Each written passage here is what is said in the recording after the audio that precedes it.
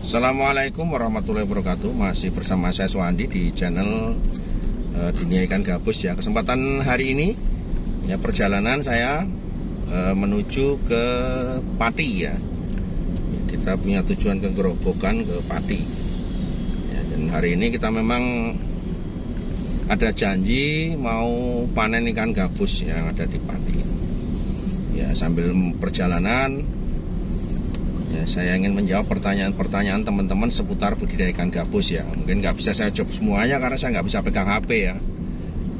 Yang saya tadi baca saja pada saat saya berhenti di pom bensin tadi, saya ingin menjawab berkaitan dengan pertanyaan pengiriman ikan gabus ke luar Jawa ya. Ada yang tadi dari Jambi, ada yang dari Palembang, ada yang tadi dari Lampung ya, Bengkulu ya. Gimana Pak, kok pengiriman ke luar pulau kok masih terkendala? Apa yang menjadi kendala pengiriman itu? Kalau memang sudah bisa pengiriman, kita akan bisa pesan ke Bapak ya, dan mohon dikirim. Baik, untuk masalah pengiriman ikan gabus ke luar pulau, memang yang menjadi kendala adalah dari pihak kargo. Jadi kita masih punya kendala dan punya harapan kepada pihak kargo untuk mempermudah kita dalam kirim ikan ya. Ya, dalam hal kirim ikan. Karena begini, semenjak masa pandemi ini memang kami juga sudah pernah kirim ke Palembang, ke Palangkaraya, Banjarmasin. Itu lancar-lancar saja, tidak ada masalah. Mereka semua bisa sampai selamat sampai tujuan ya.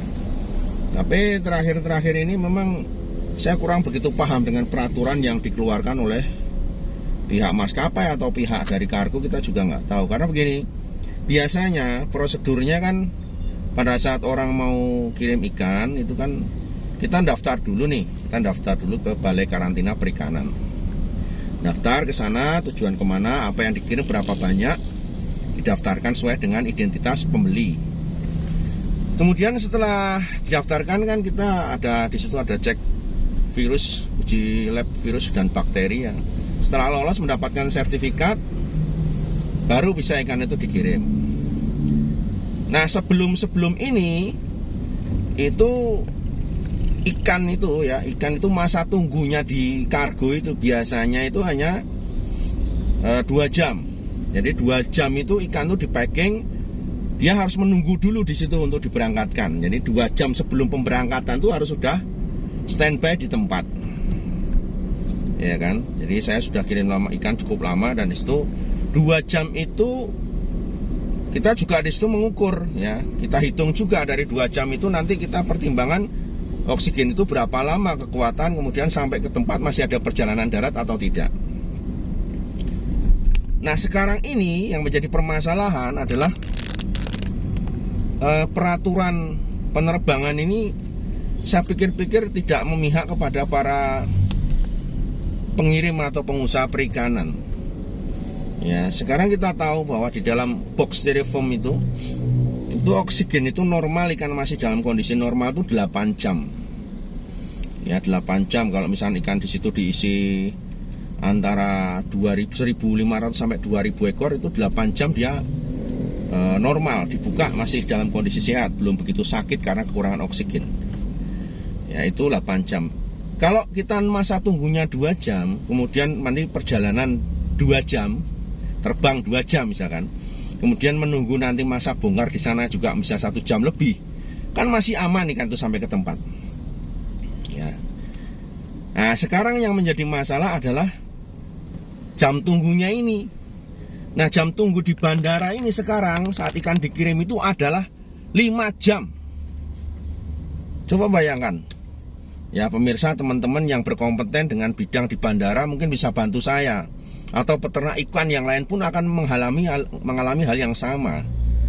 Sekarang 5 jam sebelum berangkat itu kita sudah dalam kondisi packing rapi, udah dioksigen, ikan taruh di situ didiamkan 5 jam baru diberangkatkan. Ya, kalau saya pikir itu sangat tidak berpihak kepada para petani ikan yang mau mengirimkan ikannya sampai ke luar pulau. Karena apa? 5 jam saja sudah nganggur oksigen habis di situ. Kemudian masih nanti perjalanan 2 jam, 7 jam. Belum lagi kalau sampai sana nanti ngantri di bagasi untuk ngambil bisa lebih dari 2 jam misalkan. Kita bicara baiknya, udah nanti banyak masalah yang terjadi. Karena saya pernah mengirim dengan kondisi seperti itu, ikan mati semua. Jadi sangat tidak mungkin sekali ya. Akhirnya saya ganti kembali ke Palangkaraya pun dengan kondisi seperti itu, mati semua ikan 10.000 ekor itu. Itu pun sudah dengan cara-cara yang saya lakukan, bisa dikatakan mungkin tidak dilakukan oleh para peternak ikan yang lain. Ya, karena packingnya kita menggunakan packing khusus yang sudah dipompakan oksigen di sana dengan tekanan tinggi, bukan plastik lagi packingnya. Itu pun juga ya sangat terbatas sekali ya. Dan itu ternyata terakhir tidak boleh digunakan, tetap hanya harus menggunakan plastik.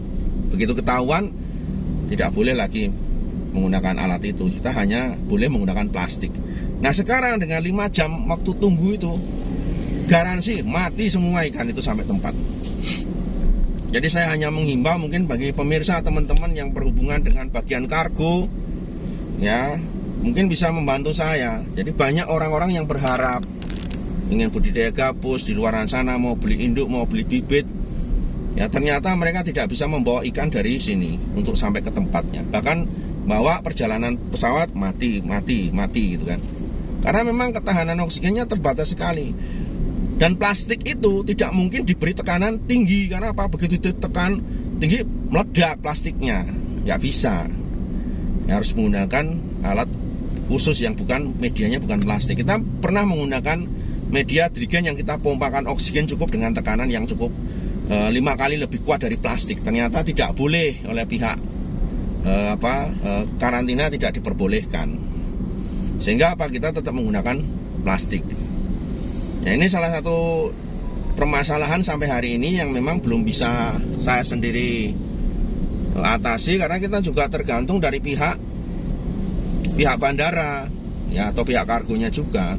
Aturan 5 jam menunggu di bandara, ya sudah, kita tetap harus mengikuti aja. 5 jam sebelum berangkat ikan itu sudah dalam kondisi packing rapi, sudah di plastik rapet ya, sudah dibungkus dengan pengaman. Bisa ada yang menggunakan terpal, ada yang menggunakan plastik. Sudah menunggu di situ. Berarti 5 jam oksigen ada di plastik itu sudah berkurang selama 5 jam di situ. Saya nggak tahu ini permasalahan apa. Saya minta tolong kepada yang berpihak kepada bagian pengiriman sana, bagian kargo, tolonglah ya membantu para peternak kecil seperti saya ini agar nanti bisa kirim ikan. Sampai sekarang ini sudah nggak bisa lagi kita kirim ikan ke luar Jawa. Ya, kenapa? Masa tunggunya udah 5 jam. Udah 5 jam. Padahal ongkos kirimnya mahal sekali sekarang ini. Ya, ada yang per kilo itu 30.000, tergantung jarak memang. Tetapi dibanding sebelum corona itu 2 kali lipat. Saya ongkos kirimnya udah naiknya 2 kali lipat. Yang tadinya itu 15.000 per kilo dengan maskapai yang sama sekarang udah 30.000 per kilo. Yang dulunya 25.000 per kilo sekarang udah 52.000 per kilo. Kan sangat berat sekali buat peternak ikan, di mana harga bibit ikan tidak naik, tetap segitu. Belum lagi resiko yang harus dialami pada saat pengiriman, sudah memakan waktu 5 jam, 6, 7, 8 jam sampai tempat mati semua. Ya, ini jawaban saya kepada para teman-teman yang menginginkan mau kirim. Ya, untuk sementara ini bagi teman-teman yang ada di luar pulau, di Kalimantan, Banjarmasin, Palangkaraya, atau di Sulawesi, NTT, kemarin dari mana? Dari Papua, ya kan? Kemudian dari Jambi, Lampung, Medan, Palembang, sampai ke Aceh sana yang minta pengiriman ikan belum bisa kita kirim, ya mohon maaf sekali. Ya, harapannya mungkin saking inginnya budidaya ikan gabus, ada yang sampai rela menunggu cukup lama.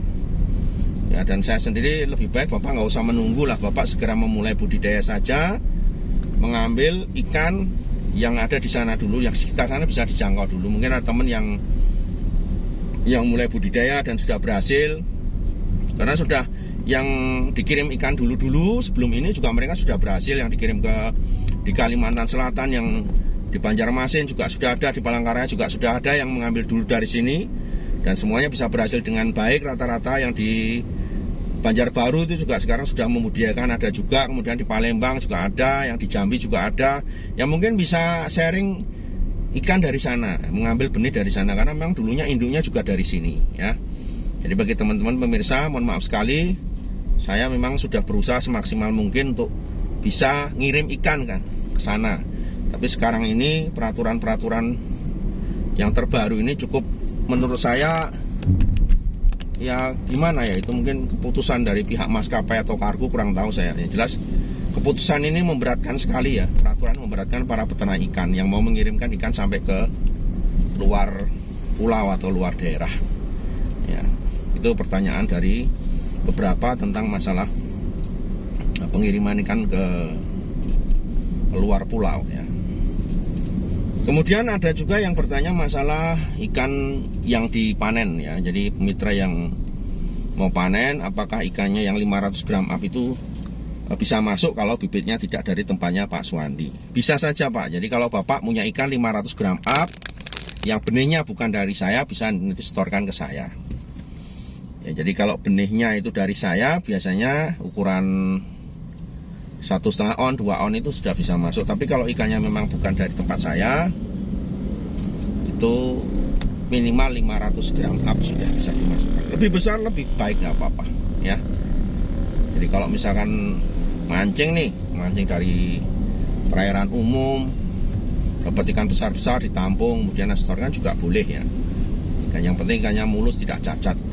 Jadi intinya ikan dari manapun yang bukan benihnya dari tempatnya Pak Suwandi tetap nggak masalah. Saya juga nampung ya, saya juga nampung, saya juga membeli ya. Tetapi memang kalau memang dari mitra kita yang pembesaran sendiri prioritasnya banyak ya, tentunya kita akan prioritaskan yang mitra dulu ya, yang mitra dulu, baru nanti prioritas berikutnya adalah yang dari luaran mitra ya. Silahkan bagi bapak-bapak, siapa saja yang mau nampung ikan gabus, nanti bisa menghubungi saya ya, bisa setor ke sini. Dan ini contoh ya, hari ini kita ke Gerobokan, ke Pati, ini bukan mitra ini. Jadi dia adalah membesarkan sendiri ya, bibit dulu dia buat sendiri juga. Nah, tapi karena ukurannya sesuai dengan harapan kami ya nggak masalah, kita ambil panenan itu. Ada berapa kintal pun kita akan ambil, yang penting ikannya sesuai.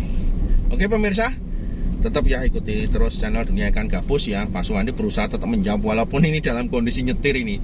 Ya mungkin maaf kalau jawabannya dalam saya menjawab tidak melihat ke pemirsa ya, ke kamera ya. Saya lihat di jalan ini sambil nyetir. Ya ini masih perjalanan, nanti masih Solo naik tol ya, baru nanti masih sudah sampai ke lokasi. Ya mungkin nanti sih malam baru sampai ke sana. Nah tadi kita juga mampir-mampir perjalanannya ke beberapa tempat. Oke pemirsa, tetap semangat ya, dan semoga tayangan ini bermanfaat.